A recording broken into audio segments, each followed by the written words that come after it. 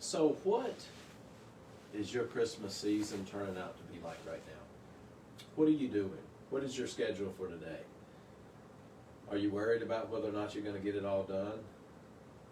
Are you going to have traveling to do? Are you going to have to get the house ready for other people to come to see you? Sometimes we can be doing so much of the good Christmas stuff that we forget some of the basic elements of the Christmas story.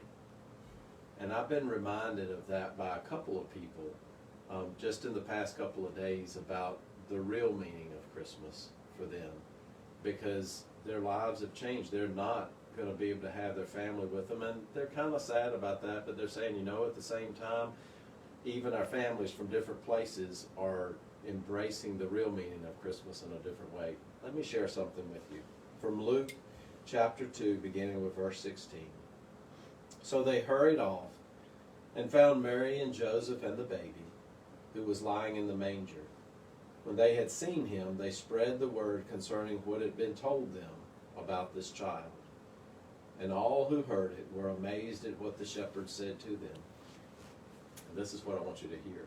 But Mary treasured up all these things and pondered them in her heart. This comes after, if you go back and read chapter 2, there's a lot that happened in the Christmas story. There's a lot that's going on, and I entitled this Silent Night, but the actual Christmas day, first Christmas day, probably wasn't too silent. Yet, it was in a way. Mary took time to really pay attention to what was going on and what was happening.